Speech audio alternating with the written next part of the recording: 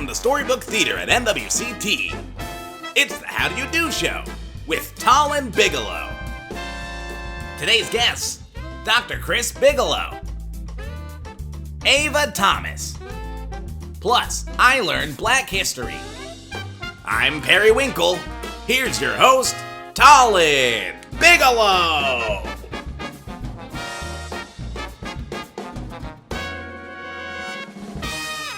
Hey everybody, welcome to the How Do You Do Show. I'm your host, Talon Bigelow, and today is a very special episode because it's Black History Month.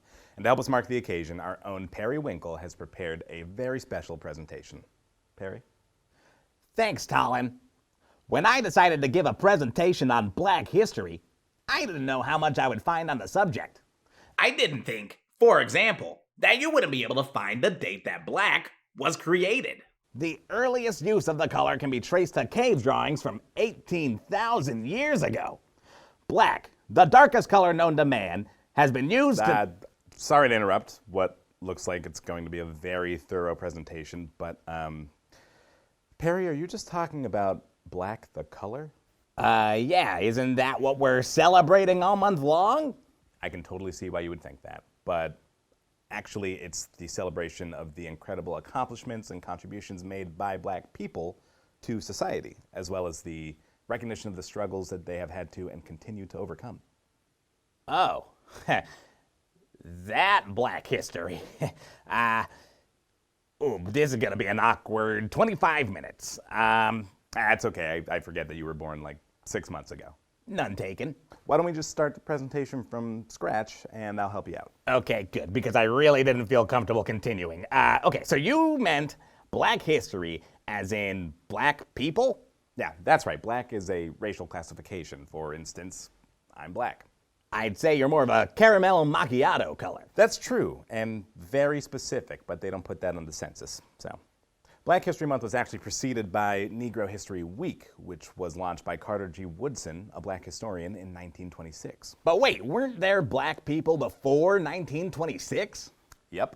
But they didn't talk about them in history class until then? And only for 1 week? I know. Plus, there is so much black history out there that we should know, but doesn't really get taught. Or we end up with a very watered-down version of the truth. Like, do you know what people my age learned in Black History Month? We learned that George Washington Carver invented peanut butter. But guess what? Turns out that's not even true. He was a brilliant scientist who came up with over 300 uses for the peanut plant, but all that sticks is this peanut butter lie. Nice pun. Thank you. Gosh, it seems like if we're only gonna devote 1 month a year to Black History Month, we should try harder to get it right. That's true. This peanut butter issue is actually emblematic of the bigger issues we're still having with Black History Month. Take it from Carter G. Woodson himself. He said, "Race prejudice is merely the logical result of tradition, the inevitable outcome of thorough instruction to the effect that the Negro has never contributed anything to the progress of mankind." He's basically saying that racism is learned behavior. If you don't take time to learn about the many contributions black people have made to our country and the world, of course you're going to think that black people didn't contribute. Ooh, question. What's racism? That's when someone is treated differently because of their racial background. So, like if you and I went to a pizza place and they said they couldn't serve you because you're blue. Or sometimes it could be more subtle, like banning certain hairstyles from sporting events. Or systemic, like black people are more likely to be pulled over by cops, more likely to be paid less for the same jobs, less likely to even get interviewed in the first place. Even the system that's supposed to be treating us all equally can perpetuate racism. Well, gee, seems pretty silly to me. I agree, but unfortunately there's still a lot of racism out there. It's been especially hard to ignore this past year. I mean, the Black Lives Matter movement became the single largest movement in not just black history, but American history. And that was just this summer. Black history is still happening today. I guess it's a good thing that Black History Month is there to teach us this stuff, right? I mean, kind of, but honestly, I feel like sometimes people miss the point. You'll see people or companies celebrating black history and uplifting black voices for all of February, the shortest month of the year, might I add. And when it's over, it's like nothing changed. American schools go back to focusing on American history and leaving out the stuff where black people were involved because it's March and they don't feel like they have to do that anymore. Or worse, they won't even feel like they have to do that during Black History Month. There was a school in Utah that decided to let parents opt out of Black History Month curriculum. They decided that learning about black history was optional. And that wasn't 1926, that was 2021, this year. It shouldn't be optional to skip Black History Month because Black history is American history. That's like showing your monster sidekick Avengers Infinity War, but skipping all the scenes that take place in Wakanda. Ooh, I understood that reference. My point is, Black History Month should be more like the Oscars, right? It's a short annual celebration of achievement in film. But that doesn't mean that every kind of film is represented, and it definitely doesn't mean that achievements in film stop being made the rest of the year. Movies still exist outside of the award ceremony. And if you are only watching the Oscars, but you never watch films, then you can't really claim to know everything there is to know about film. You're getting a small, incomplete picture. And we should all be doing better to make sure that the picture we're painting of Black history is accurate and does not downplay its significance because, and I'll say it again, Black history is American history. It's that simple.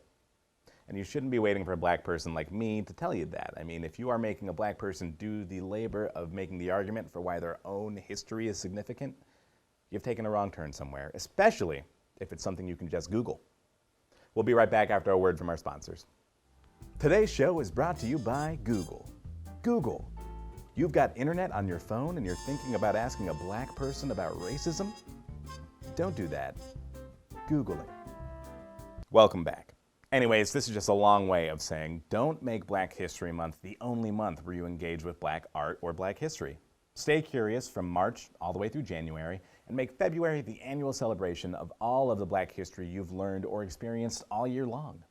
Ah, boy, I'm sorry I made you explain all this to me, Talon. I guess I made a mistake. That's okay, Perry. I chose to explain all this to you on my own. Plus, I'm being paid.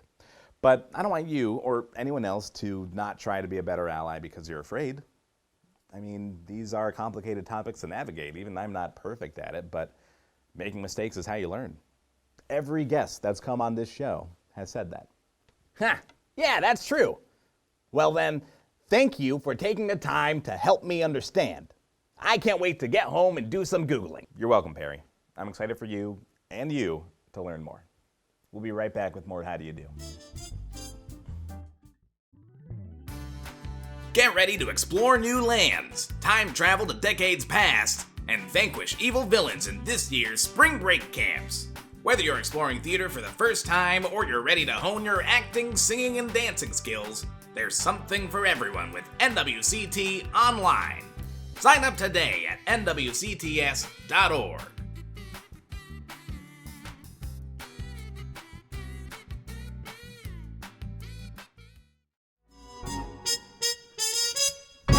Welcome back to How Do You Do? My guests today are coming to us from North Shore School District in Washington, where I'm from, to talk to us about how to make Black History Month better in schools, what it means to be truly anti-racist, and to share some of their brushes with Black history icons. Please welcome Ayva Thomas and Dr. Chris Bigelow, aka my dad. Hey everyone, thank you so much for being here. Dad, always good to see you, and Ayva, it's really nice to meet you. I want to start with just kind of getting to know each of you and what your job titles actually are. I feel like it'd be good to get a description of what that means. So I'm Dr. Chris Bigelow, and I'm the Executive Director for the REJ Department, which is the Racial and Educational Justice Department. And I work for North Shore School District. I sit on cabinet, and cabinet is composed of 13 members. Each one of us have a large role in the district that we play as far as the institution. And as I've always said, cabinet, each one of us in this room has a role in institution. So we also have a role in also breaking down the barriers of institutional racism as well. So that's a large part of my job, along with working with the administration, meaning principals, and parents within the community as well as students. And I think that's a combination of both Ayva's and my job. Working with outside districts as well. We have a lot of districts calling us to want to talk about our work. I think North Shore is kind of ahead of the game when it comes to doing a lot of the work around racial and educational justice. We have been recognized quite often, just for the work we do within Washington State and around the country. My name's Ayva Thomas, and I'm the Assistant Director of Racial and Educational Justice in North Shore.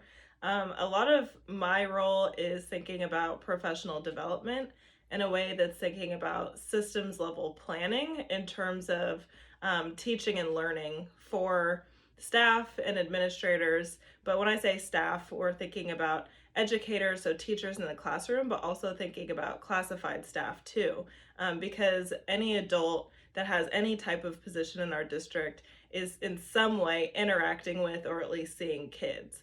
And so the bottom line and thinking about this broader project or notion of racial and educational justice is thinking about justice in and across, but also beyond the education system. And so professional development opportunities help our staff really grapple with and disrupting common sense kind of formations of teaching and pedagogy. So the teaching practice and how teachers are in the room with kids, but also thinking about administrators too, and thinking about leadership and centering racial and educational justice. And so part of my job and part of the job of the department is thinking about how we can really be shifting not only teaching and learning, but also the climate and culture in schools, and then at the district level, thinking about policy change that needs to happen, and then how we can continue to integrate student voice and family partnerships. And so that's a big part of my role. And then thinking about students, I am involved in different student clubs, different groups I'll visit. I think about ways to bring them into conversations and utilize and amplify their voices, even if they're not in the room. And thinking about how we can shift that in virtual settings because we're not in person right now.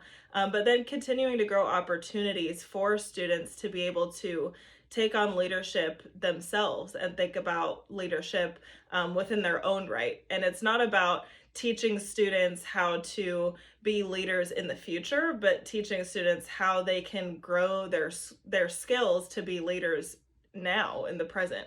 And so that's part of my role. And then I'll just share quickly that I'm in the process of designing a student social justice collective so that can come into fruition too. Let's talk about Black history a bit. Again, growing up there, that's where my Black history knowledge came from, and also a little at home. But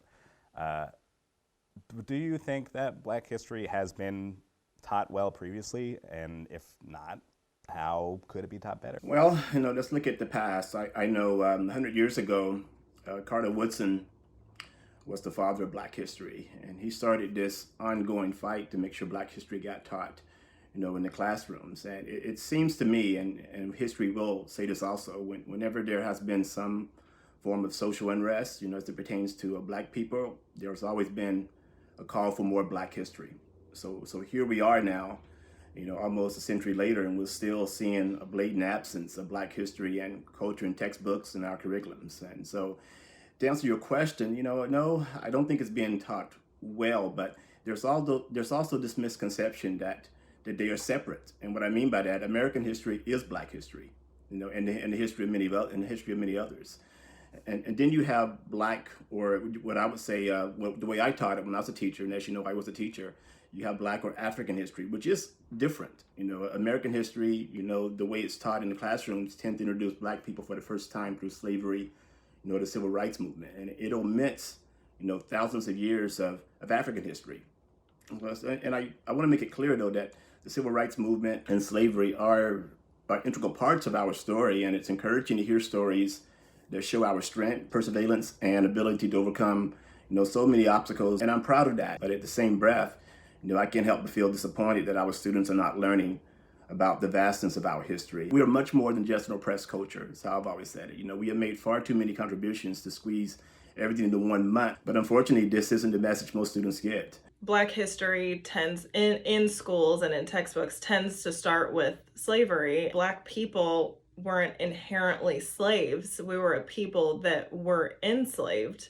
African people were incredible architects and mathematicians and scientists and creators, and just like bringing in that community element to humanizing Black people is so important. And I think it's important for white students to hear, but it's also important for any student to hear, and Black students to hear about how we need to be able to reclaim our historical roots, not situated in slavery, but situated in community and love and care for one another, because those are our roots. And I heard this quote, I can't remember who said it, but it was basically saying that slavery is white history, and the way that we got through it is Black history. And so, it's important to teach about how we have resisted incredible acts of violence against us, but also how we've built community over time and how we've nurtured and healed one another over time. We need to see representation in schools starting from preschool to 12th grade, and seeing students of color and people of color, communities of color in all different types of curriculum, in all different types of subjects, so that it's not like, okay, we're going to do this drive-by Black history and talk about a few figures and then move on, but like, how are we integrating different types of community experiences over time, but also throughout all of the subject areas and curriculum throughout the year. What do you say to someone who asks, like, why is there no White History Month? It is. It's every day. I mean, that's what's being taught on a continuous basis. I mean, students are taught that Thomas Edison invented the light bulb, but the light bulb, although it was invented by Thomas Edison, but it was the innovation used to create a longer lasting light bulb. That was Louis Lattimore, a black man. Thomas Edison couldn't figure out how to keep the lights on. When I hear that question, I always say, but that's been taught every day. Instead of answering that question and giving the answer, I would challenge kids to get a hold of the U.S. History textbooks within their own school districts and go through it and be thinking about who wrote the book and do research on that. And also be thinking about, going through each chapter and how are the chapters labeled, and going through each stories and moments in time, and think about who is that chapter centering?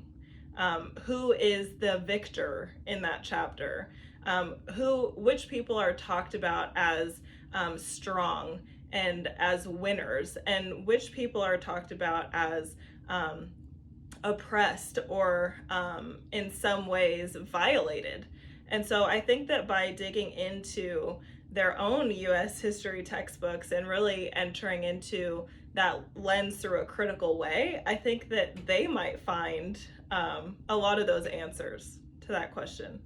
It is important, though, that we make our learning and our teaching more inclusive of everyone. Kids need to see themselves, in the classroom, in the books, in the curriculum. What does it look like to be an anti-racist in a school setting? I read Ibram Kendi's text, Stamped from the Beginning, and in there he's defining 3 different terms. And he talks about how there's 2 types of racism or racists. There's segregationists and there's assimilationists. And then there's, on the opposite side of that, anti-racist. And there's not really, you can't just be non-racist, because non-racist is meaning that you're complicit in the work and that you're not actively fighting against racism. But anti-racist is actively fighting against racism. And I think that just more generally and more broadly, I think that there's quite a few people that have moved past the segregationist in terms of, we hate Black people and we want them over here and to have nothing to do with them. I don't see as much of that overt hate thinking about, our own school setting within our school district. Of course, that's still happening. We see a lot of examples of that.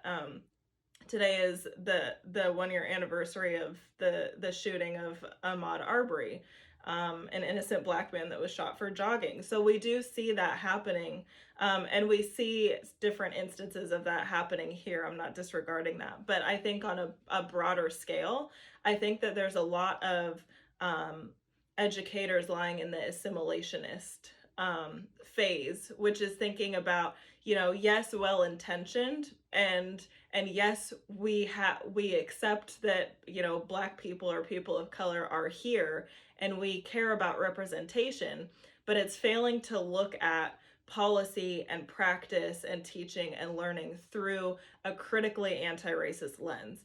And thinking about, when we're designing professional development, that has to do with student outcomes. But we have to be critically thinking about what student outcomes should be. Are they wrapped up in standardized testing? Are they wrapped up in, how well a student can bubble in and answer? or how fast that they can answer something. Like, no, it's so much more beyond that. And so anti-racism to me is thinking about how we can critically look at the policies and practices that we have, the teaching strategies that we have, the types of curriculum that there is, the way that the schoolhouse is even set up. You know, are we making decisions based on what our perceptions are and how we think about things as adults, or are we actively incorporating and partnering with families and students, while also centering the voices of minoritized students and families? Like, there's so many different questions to this, and I think it's a lot about question posing, but like Paulo Freire talked about is problem posing.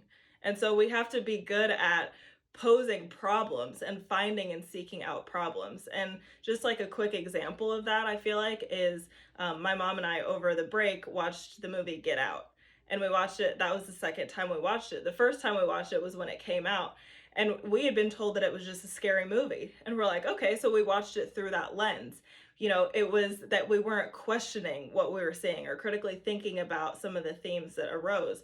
But this time when we watched it, we were watching it through a lens of, you know, thinking about it to make an analysis. And so when we watched it, we were like, oh, wow. So they keep drawing on this thing called the sunken place. What does that mean? Let's go to Google and research it.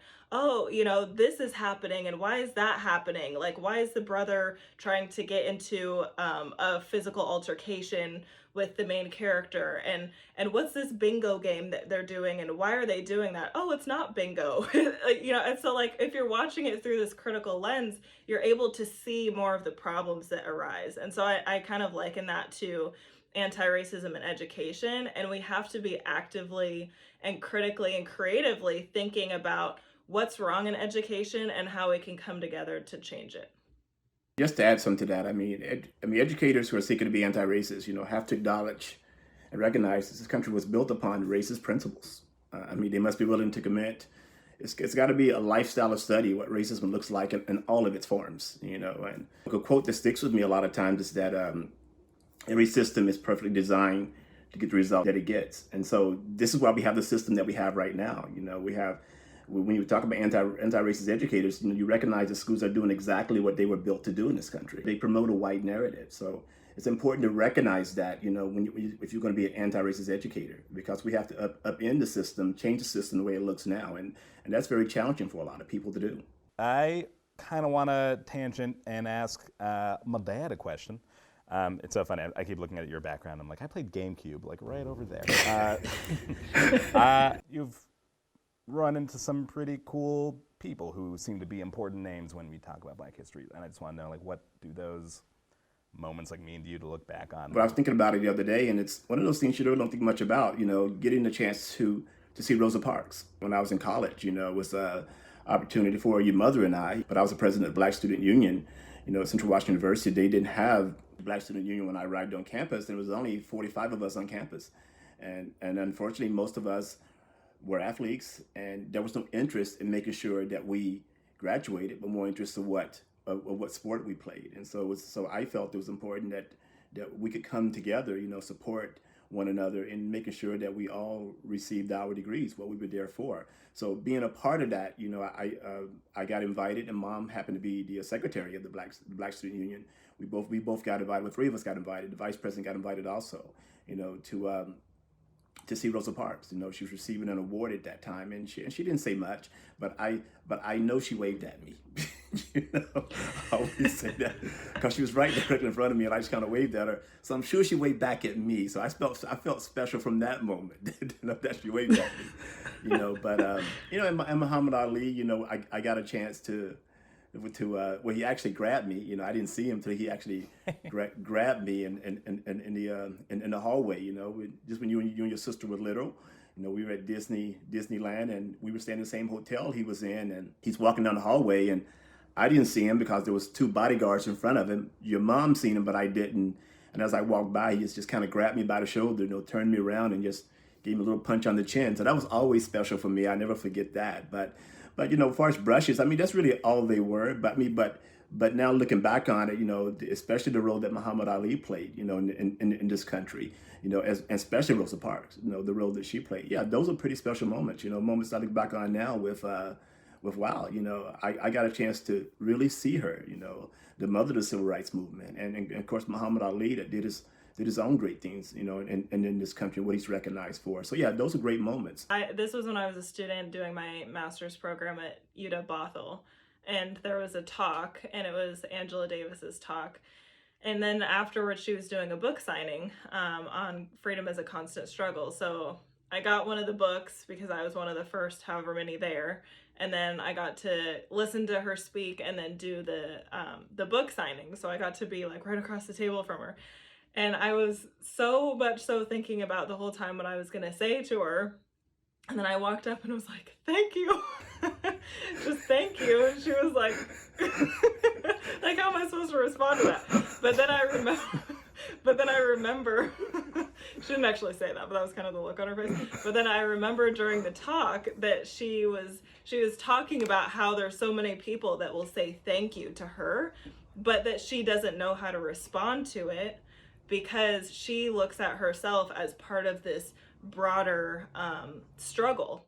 And she really situates herself within community and sees that, yeah, she's done a lot of work, but she wasn't able to do that work outside from the people to her left and to her right, and the people behind her and the people that are going to continue the work forward, even beyond her. And so, of course, I said the one thing that she was like, I don't know how to respond to it, but it just made me think about, my role in this global struggle and thinking about it within education, but also beyond education. And, how, yeah, we need to think about ourselves and think about our own identities and loving and caring for ourselves. And we also have to think about, giving the credit where credit's due. And there's a lot of millions of unsung heroes who have continued to bring the torch forward.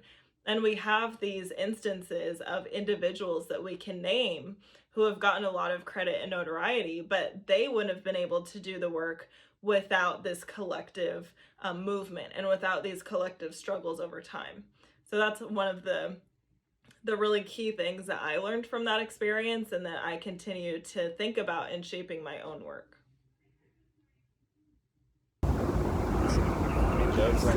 Not only are they cool experiences, but it's also why I think about, you were inhabiting the same earth as them, and some of these heroes we still are, like, Ruby Bridges is only 60-something, like, this stuff tends to feel very far removed from now, but in reality, it is now, and it's still we're still in it, so I point that out just to make that point. Yeah, our newest elementary school is named Ruby Bridges Elementary, and Ruby Bridges actually, virtually talked with the students and families at the school. Yeah. And a lot of people didn't think that she was alive still. Yeah, exactly. That's so true. That's so true. I mean, that's a good point. I mean, we're still living in a time where a lot of these heroes, they're still here. So it only goes to show, I won't say we had not made any progress. Hasn't been enough. I mean, it hasn't been enough because it's not like the Ruby Bridges and people like that. They're still around, and these are people that went through all of that, and they're still here and they're still fighting also. So just so much progress to be made. We've made some, but we still have a long ways to go. Thank you both for all the work you're doing. It sounds, more important than ever. So send my thanks to the team as well. Okay. Of course. Thank you. And that is our show for today. I want to thank our guests, Ayva Thomas and Dr. Chris Bigelow. And yes, he does make us call him Doctor around the house, which I guess he's earned. But if he'd even bothered to watch me play Guitar Hero 3 just once, he would see that I've earned the title Talon the King Shredder, even though he refuses to address me as such. I guess I'll let it go. Happy Black History Month. We will see you in Women's History Month. Stay safe. Wash your hands. I'm Talon Bigelow. Go Google something.